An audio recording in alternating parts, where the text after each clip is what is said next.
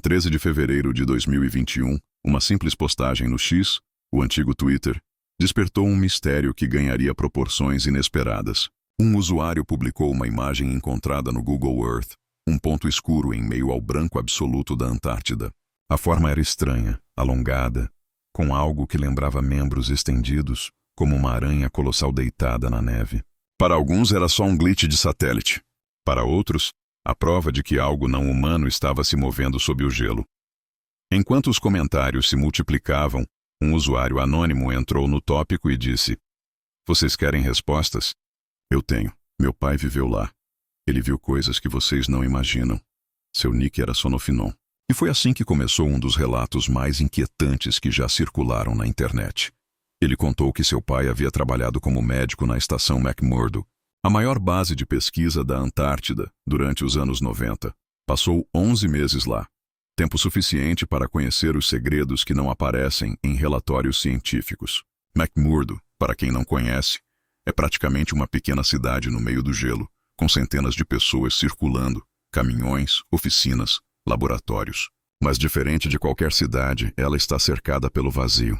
A Antártida é silêncio, é vento, é a sensação constante de que você é um intruso. Nos primeiros meses, a vida do pai de Sonofinon parecia rotineira.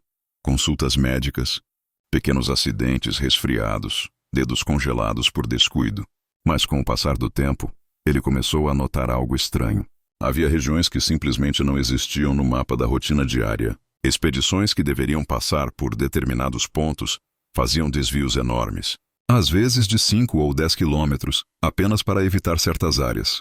Curioso, ele perguntou a um pesquisador veterano sobre o motivo. A reação foi imediata. O homem empalideceu, baixou os olhos e disse em voz baixa: "Não pergunte de novo. Apenas siga a rota que te mandarem seguir." Essa resposta só aumentou a suspeita. Ele começou a perceber detalhes. Nas reuniões, quando o mapa era projetado na parede, alguns setores estavam sempre cobertos por marcações vermelhas. Ninguém comentava sobre eles. E então vieram os encontros estranhos. Estruturas metálicas emergindo do gelo, tubos grossos com escotilhas laterais. Oficialmente, eram abrigos de emergência, mas estavam sempre trancados. E as paredes eram tão finas que jamais resistiriam a uma tempestade. Um dia, durante uma patrulha, ele viu algo ainda mais incomum. No topo de uma colina, surgia um prédio cinza, de telhado branco, com linhas retas demais para ser uma instalação improvisada. Tinha a aparência de um escritório ou de uma fábrica. Ele perguntou a um dos motoristas o que era aquilo. O homem olhou para o chão e disse apenas: "Não é da nossa conta." A partir dali, o pai de Sonofinon passou a sentir que estava no meio de algo maior. E então começaram os sinais de que talvez não estivesse sozinho no gelo. Algumas noites, quando o vento se acalmava, era possível ouvir algo ao longe. Não era barulho de motor, nem de tempestade. Eram passos. Passos lentos, espaçados, como se algo gigantesco atravessasse o deserto de neve. Ninguém falava sobre isso, mas todos ouviam, até que veio a prova. Durante uma inspeção, encontrou uma marca no chão, uma pegada profunda, tão funda que a neve estava compactada embaixo. Ele tirou uma foto com sua Polaroid. O tamanho era absurdo. Algo com 5 apoios havia passado por ali. O espaçamento entre as pegadas era de 10 a 12 metros. Ele descrevia essas criaturas, os chamados Striders, como torres ambulantes. Pilares vivos cruzando o continente com altura de 7 a 8 andares. Então aconteceu o incidente que mudaria tudo. Certa tarde, um grupo de guardas trouxe um homem gravemente ferido. Os cortes eram profundos, limpos demais. Pareciam cirúrgicos, não naturais. Durante a cirurgia, sob efeito da anestesia, o homem começou a murmurar. Nós os soltamos. Estavam congelados. Achamos que estavam mortos. Nesse momento, os guardas que o escoltavam se desesperaram. Gritaram, mandaram que ele se calasse e, sem hesitar, colocaram uma mordaça no paciente que ainda estava com máscara de oxigênio. O pai de Sonofinon reagiu, tirou a máscara e começou a gritar, exigindo explicações. Um dos guardas encostou o cano de um M16 em seu peito e disse: "Volte para os seus aposentos, agora." Ele foi escoltado até o quarto e ficou trancado até o avião de evacuação levar o homem embora. A partir desse dia, ele decidiu investigar. Em um momento de descuido, pegou o diário de uma pesquisadora e encontrou desenhos, formas alongadas, patas, diagramas de articulações. criaturas que não existiam em nenhum manual de biologia. Em outra ocasião, conseguiu acesso aos arquivos do comandante da base e encontrou requisições de munição para o inverno, algo impensável para uma estação científica. Pouco depois foi descoberto, processado e punido. Como não havia assinado nenhum acordo de confidencialidade, não puderam processá-lo formalmente. Apenas reduziram seu salário e o enviaram de volta aos Imilewa. Foi nessa época que ele conheceu Jones. Jones era um especialista em guerra ártica, um soldado treinado para sobreviver no frio extremo.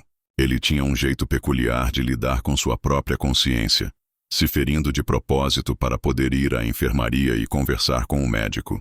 Foi assim, entre curativos e remendos, que começou a contar o que sabia. 3 dias antes de o pai de Sonofinon partir, Jones entrou no alojamento no meio da madrugada. Ele parecia agitado, com o rosto coberto de gelo. Sem dizer nada, colocou sobre o peito do médico algo embrulhado num pano. Quando ele abriu, viu algo impossível de confundir. Uma perna branca, fina, de uma criatura desconhecida. Jones disse: "Agora você entende por que mandam evitar aquela área? Quer ouvir a verdade? Então sente-se." E ele contou tudo. Sua equipe havia sido enviada para investigar o prédio que ninguém ousava se aproximar. Quando chegaram lá, encontraram um cenário de pesadelo. Os corredores estavam cheios de corpos. Americanos, chineses, chilenos.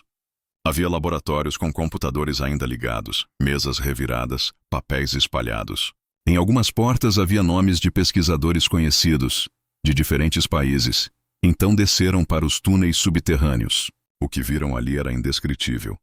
Gaiolas enormes, algumas intactas, outras arrebentadas por dentro. Dentro de uma delas o cadáver de um Strider. Em outra, criaturas menores devorando restos humanos. Entre os corpos estavam ossadas de crianças. A missão de limpeza durou 18 horas seguidas de combate. Cada sala, cada corredor era uma luta. 2 soldados foram mortos. Ao final, retiraram alguns cientistas vivos, exterminaram o que restava e colocaram explosivos para demolir parte da estrutura. Segundo Jones, era por isso que a Antártida era tão controlada. Algo foi encontrado ali. Talvez durante a perfuração para a coleta de amostras de gelo, algo que estava adormecido desde a Era do Gelo. Eles o despertaram. As criaturas cresceram, se reproduziram e agora vagavam pelo continente.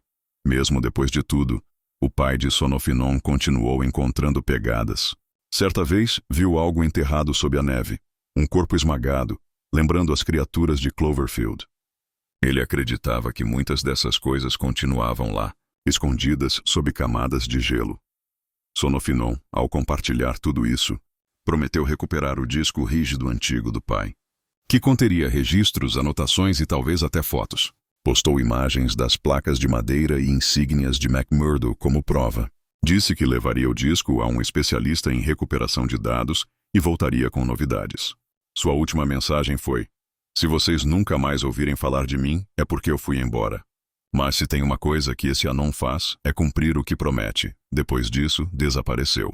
Nenhuma atualização, nenhum retorno. O tópico foi fechado.